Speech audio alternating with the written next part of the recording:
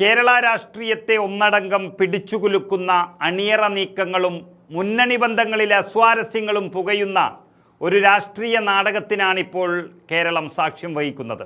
അതിനാണ് കോഴിക്കോട്ടും പാണക്കാട്ടുമായി അരങ്ങൊരുങ്ങുന്നത്. വഖഫ് ബോർഡ് പുനഃസംഘടനയുമായി ബന്ധപ്പെട്ട് ഹൈക്കോടതിയിൽ സമർപ്പിക്കപ്പെട്ട ഒരു സത്യവാങ്മൂലം ഭരണപക്ഷത്തും മുസ്ലിം ലീഗിനുള്ളിലും വലിയൊരു തീ കൊളുത്തിക്കഴിഞ്ഞു.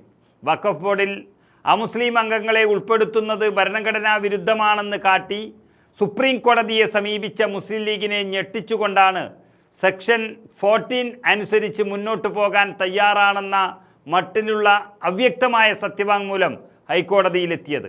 വകുപ്പ് മന്ത്രിയോ പാർട്ടിയോ കൃത്യമായി അറിയാതെ AGയുടെ ഓഫീസിൽ നിന്ന് വന്ന ഈ നീക്കം തങ്ങളെ പൊതുജന മധ്യത്തിലും അണികൾക്ക് മുന്നിലും കടുത്ത പ്രതിരോധത്തിലാക്കിയെന്ന തിരിച്ചറിവിലാണ് മുസ്ലിം ലീഗ് നേതൃത്വം. വഖഫ് ചെയർമാനെ മാറ്റാനും ഉമർ ഫൈസി മുക്കം ഉൾപ്പെടെയുള്ള അയോഗ്യരായ 4 അംഗങ്ങളെ പുറത്താക്കാനുമുള്ള നീക്കങ്ങൾക്കിടയിൽ സംഭവിച്ച ഈ നിയമക്കുരുക്ക് പാർട്ടിയെയും UDF സർക്കാരിനെയും ഒരേപോലെ മുൾമുനയിൽ നിർത്തുകയാണ്. ഈ ഒരു പശ്ചാത്തലത്തിലാണ് പാണക്കാട് സാദിഖ് അലി ശിഹാബ് തങ്ങളുടെ നേതൃത്വത്തിൽ മുസ്ലിം ലീഗ് മന്ത്രിമാരെ അടിയന്തരമായി വിളിച്ചു വരുത്തി കർശന നിർദ്ദേശം നൽകിയത്.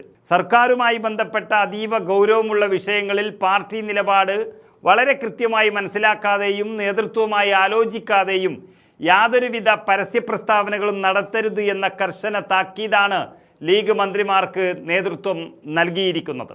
വഖഫ് വിവാദം മാത്രമല്ല, PM ശ്രീ പദ്ധതി, ഗവൺമെൻറ് പ്ലീഡർ നിയമനം, മന്ത്രിമാരുടെ പേഴ്സണൽ സ്റ്റാഫ് നിയമനവുമായി ബന്ധപ്പെട്ട പോഷക സംഘടനകൾ ഉയർത്തിയ അതൃപ്തി എന്നിവയെല്ലാം പാർട്ടിക്കുള്ളിൽ വലിയ പുകച്ചിലുണ്ടാക്കുന്നുണ്ട്. ഈ സാഹചര്യത്തിൽ മന്ത്രിമാർ വ്യക്തിപരമായി നിലപാടുകളല്ല, മറിച്ച് പാർട്ടിയുടെ സംഘടനാ സംവിധാനത്തിൻ്റെ വഴിയിലൂടെ മാത്രമേ മുന്നോട്ടു പോകാവൂ എന്ന് നേതൃത്വം അസന്നിഗ്ധമായി വ്യക്തമാക്കിയിരിക്കുകയാണ്. വരും ദിവസങ്ങളിൽ കൂടുതൽ ആലോചനകളോടെ മാത്രമേ മുന്നണി തലത്തിലും ഭരണതലത്തിലും തീരുമാനങ്ങൾ എടുക്കൂ എന്ന ദൃഢമായ മുന്നറിയിപ്പാണ് ഇതിലൂടെ പുറത്തു വരുന്നത്.